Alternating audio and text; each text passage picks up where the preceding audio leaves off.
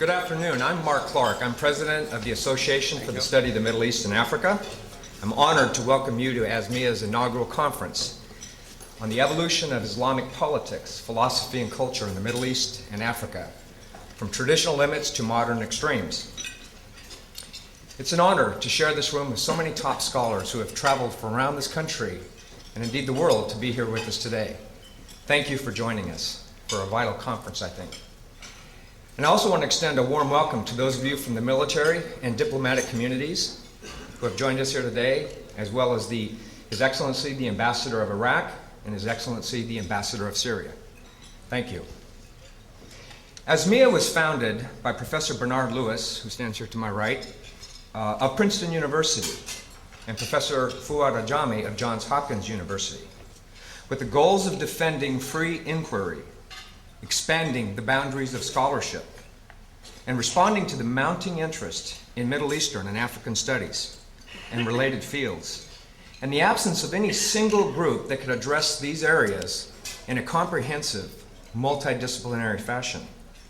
We are an academic society that promotes the highest standards of academic research and teaching through services and programs and publications to our members, to the international community of scholars, and to interested citizens. The need for this association is, I think, self-evident.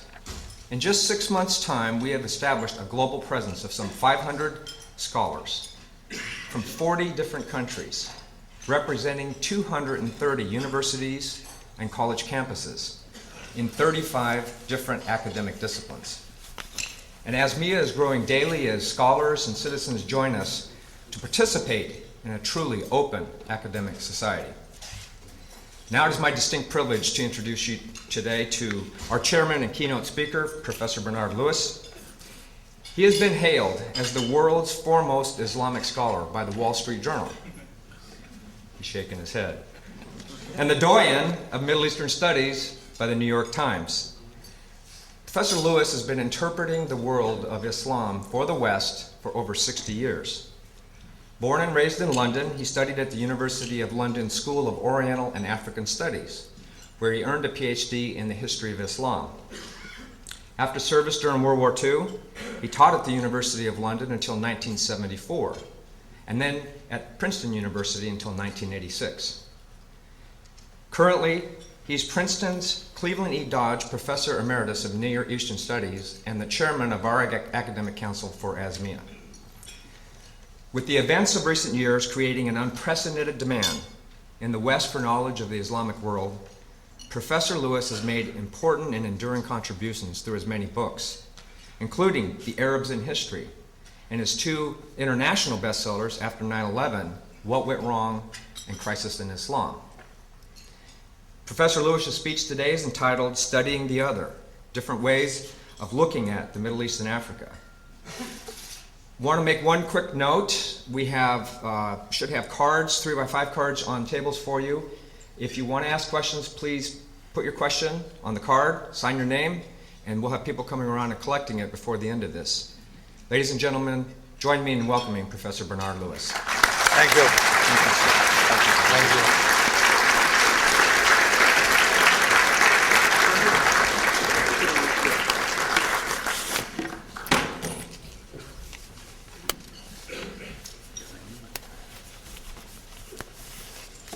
Good afternoon, ladies and gentlemen.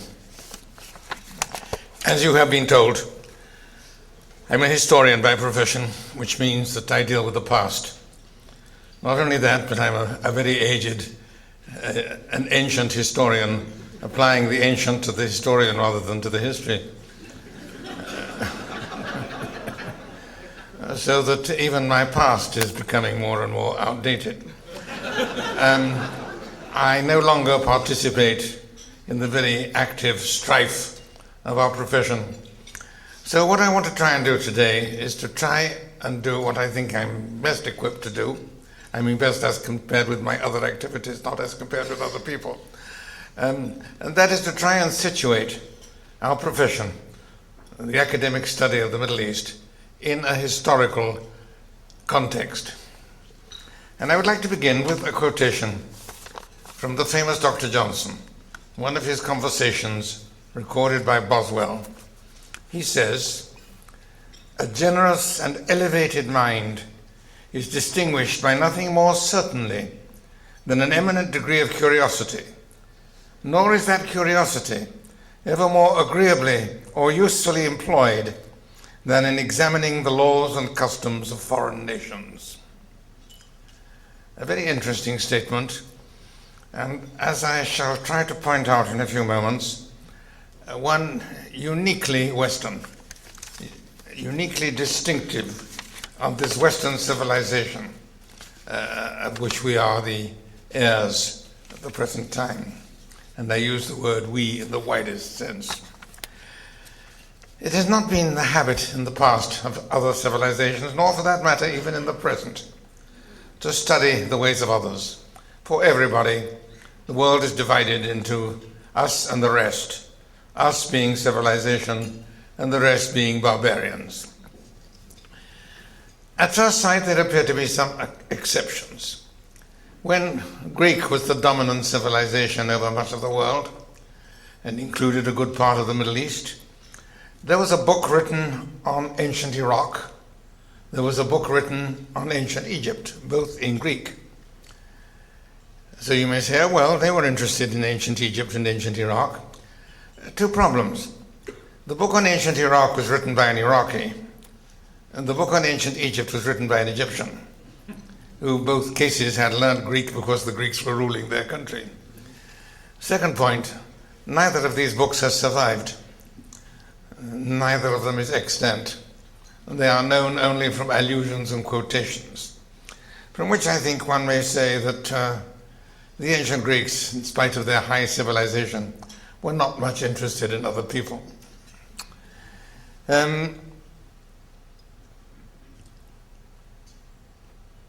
If we look at the Arabic civilization, the great Islamic civilization rather, in which first the main language was Arabic and then others, they showed some interest in antiquity, but only in what was useful.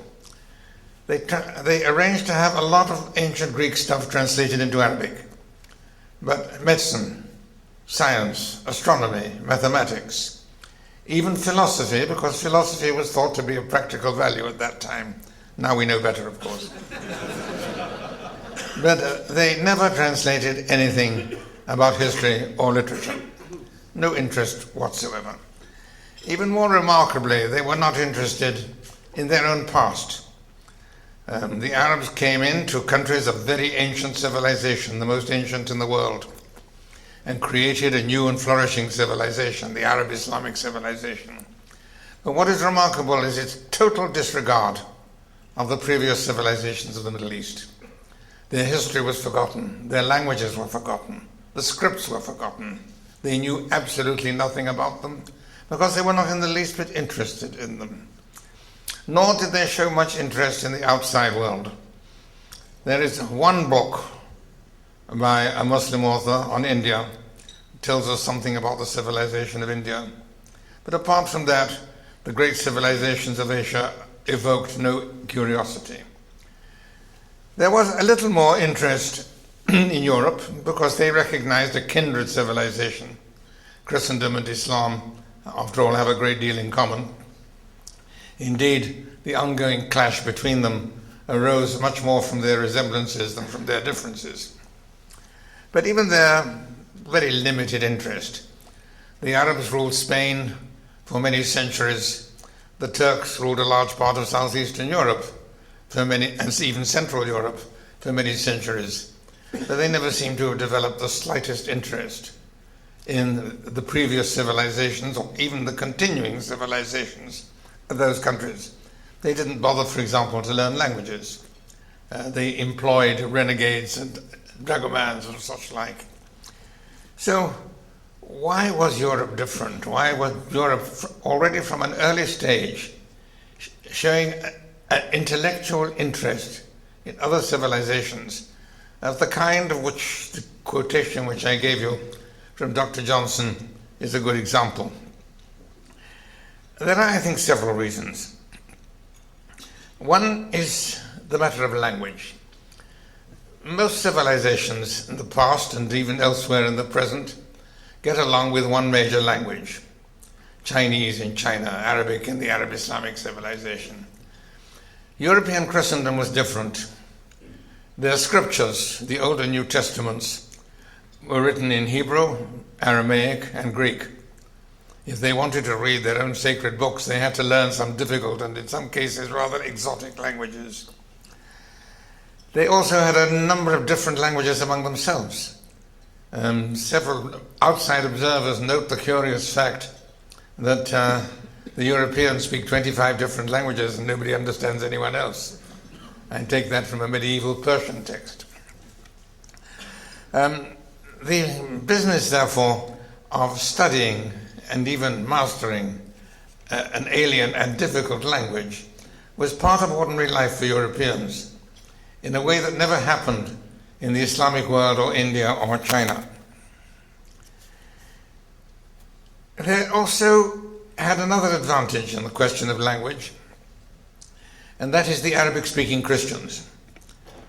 At the time of the advent of Islam, the Middle East west of Iran was almost entirely Christian. In the early centuries of the Islamic domination, it was pretty thoroughly Islamized, but significant Christian populations remained and remain to the present day, though rapidly diminishing. These adopted the Arabic language, translated their own classics into Arabic, mastered the Arabic language. For a long time, Western Christendom showed no interest in these Arab Christians. But then with the Reformation, there came the great struggle between Protestants and Catholics, and both looked eastwards and saw a mass of non-committed Christians in the East and thought that this was a possible recruiting ground for finding a valuable ally.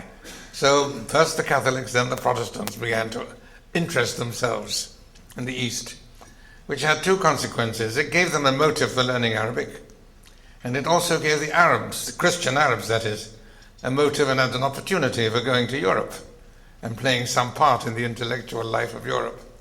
So I think that too is an important contributing element in the development of, shall we say, Middle Eastern studies in the European universities.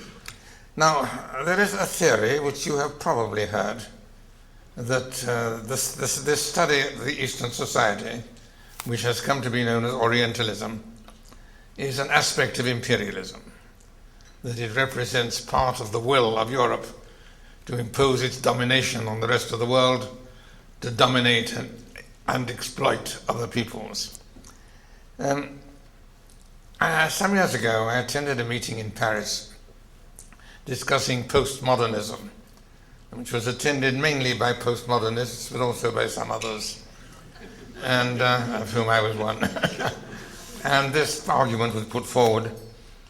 And I remember remarking, I said, well, look, I said, the first chair of Arabic, or rather Oriental languages principally, but not exclusively Arabic, the first chair for the teaching of Arabic in France dates from the early 16th century. The first French incursion into an Arab country, which one might in any sense call imperialistic, dates from the end of the 18th century. More than 2.5 centuries later. I said one must say either that the French Orientalists were extraordinarily prescient or the French imperialists were extraordinarily dilatory. This was the remark I made to my audience. And one of them, a rather distinguished postmodernist in Paris, congratulated me on my skill in having discerned and revealed the deeper currents of the historic process. And there are some kinds of nonsense that are beyond parody.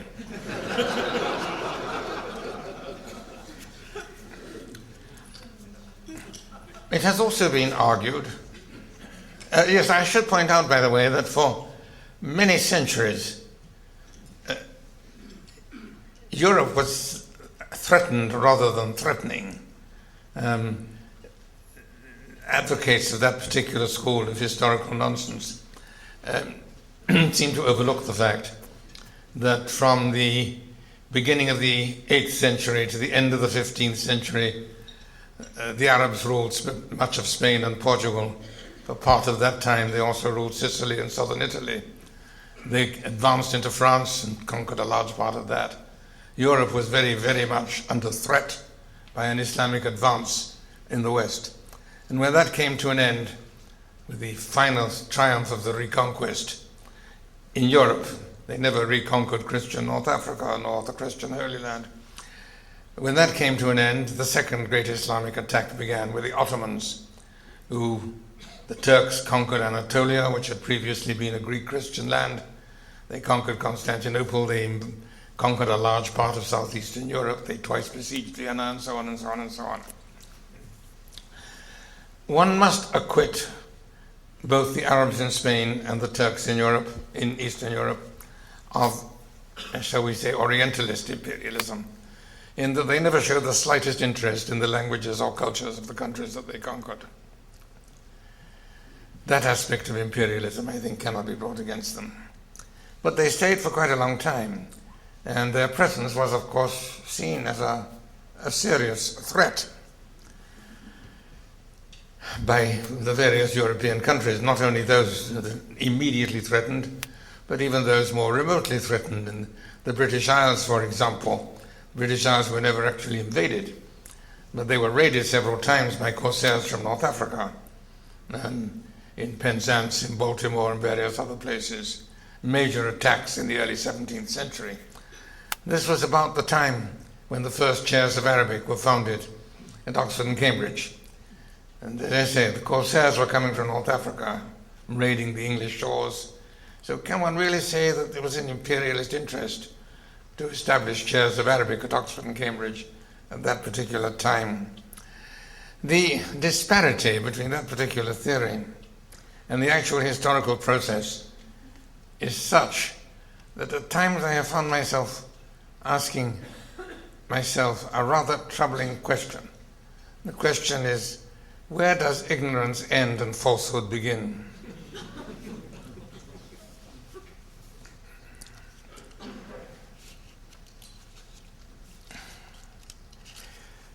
One or two other aspects of the earlier history of Orientalism.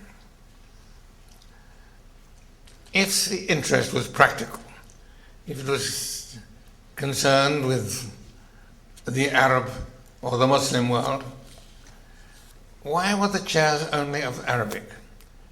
By the 16th century, when they started in Paris, by the 17th century, when they started in Oxford and Cambridge, Arabic was no longer the language of government in the Arab world. The Turks had taken over. The language of government, of officialdom, was Turkish, not only in the Middle East, but even in North Africa. We know that from the documents in the archives. If you look up the correspondence as far west as Tunisia and Algeria, the language of the documents is Turkish, not Arabic. If the interest was practical, imperial or commercial, whatever it might be, why on earth did they have chairs of Arabic? Why didn't they have chairs of Turkish, and perhaps a little later of Persian? And the answer, I think, is very obvious. They didn't have chairs of Turkish for the same reason they didn't have chairs of English or French or German. These were modern languages and therefore not worthy of the attention of scholars in universities. Arabic was a classical and scriptural language, and therefore worthy to take its place in the universities alongside Latin and Greek and Hebrew. And I think that also will help us to understand the nature of these studies, their origins and their development. There were some additional motivations for the study of Arabic. One of them, a very important one, was the access which it gave them to ancient knowledge, ancient science more particularly. I mentioned earlier the Arabic translations from the Greek. Many of these works were unknown in the West or even totally lost. And it was through Arabic translations that much of Greek science and Greek philosophy first became known to medieval Europe. This was a very significant motive for studying Arabic. Another was the polemical motive. Islam was then seen as a serious rival to Christianity, as a serious danger. Islam had already taken over a whole string of hitherto Christian countries, from Syria, Palestine, Egypt, North Africa, into Southern Europe. And in order to carry on a polemic, an argument, you have to learn the language and read the scriptures of the other side. So from an early time, we find priests and monks learning Arabic in order to study the Quran, even some attempts to translate the Quran, in order to be able more effectively to argue and defend Christianity against what was then seen as the major danger.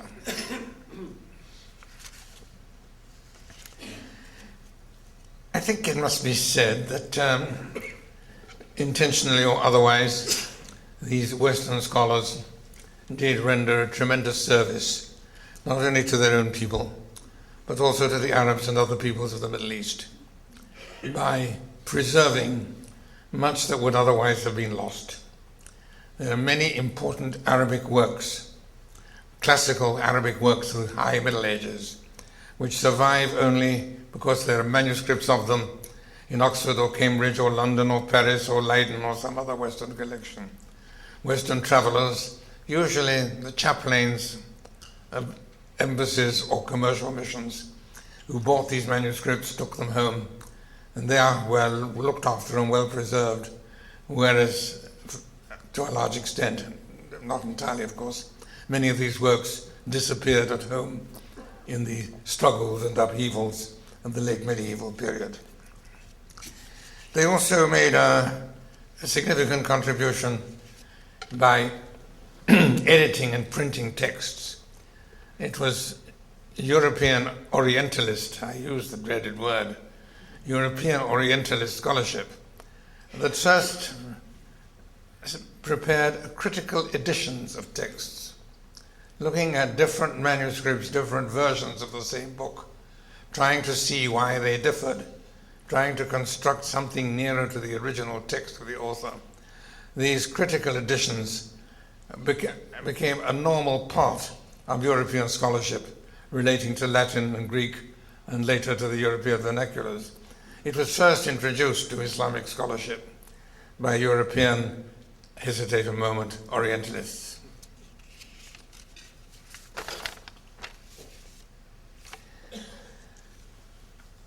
Today, we confront new obstacles in our study of the Middle East, and three in particular. One of them I have already mentioned, postmodernism, and I don't propose to elaborate on that. The second is a combination of political correctness and multiculturalism, which combine to establish orthodoxies in the academic world in the West today, establishing a degree of thought control, of limitations on freedom of expression, without parallel in the Western world since the 18th century, and in some areas longer than that. I don't need to tell you how careers can be furthered or destroyed by this kind of imposed orthodoxy. This, it seems to me, is a very dangerous situation. It has now made any kind of scholarly discussion of Islam, to say the least, dangerous. Islam and Islamic values now have a level of immunity from comment and criticism in the Western world that Christianity has lost and Judaism has never had. Thank you.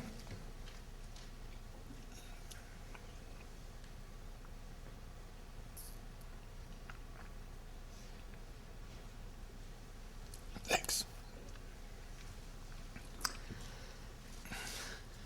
I turn now to my final topic.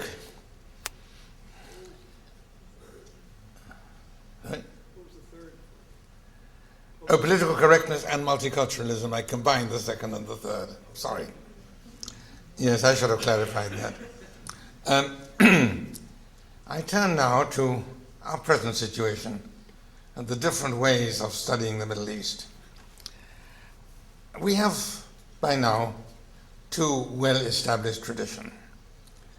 One is what one might call the classical tradition, which is primarily philological and to some extent theological. This is a tradition of European scholarship developed originally mostly by Christian monks to study Christian holy texts and then applied by extension to other scriptures in other languages. The classical Orientalist literature is mostly of that school.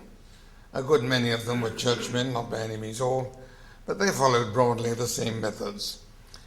And that that kind of scholarship is still very much in existence and in some places flourishing. It has, of course, its value. It obviously also has its limitations. The other approach is what for want of a better term, I would call the disciplinary approach. People using one or another discipline, historians, sociologists, political scientists, etc., etc., etc. Now, this is more recent, but it's already been going for quite a long time, certainly the historians. It was once remarked that the history of the Arabs in the Western world was written either by historians who knew no Arabic or by Arabists who understood no history. That is perhaps slightly overstated, but not more. History was regarded as of marginal importance. Its only use was to help in identifying texts, identifying authors, choosing versions, and so on. The history as such received very little attention. It's only a comparatively recent development, the study of history. And then the question arises, who is to do it and how? You have now historians and Arabists. I won't say that they don't meet, but they pass each other with averted eyes. This is a genuine difficulty. In history departments, they tend to mistrust people who have a philological training in an exotic language. In shall we say, Middle Eastern language departments mainly concerned with language, they brush aside history as of secondary importance, if any. It's a real difficulty, and I don't know how we're going to overcome it. But there are some signs of hope. There are actually some historians who are historians by training and know something of the languages. And in this particular area, I think people coming out of the region can make the best contribution. Indeed, some of them have already done so.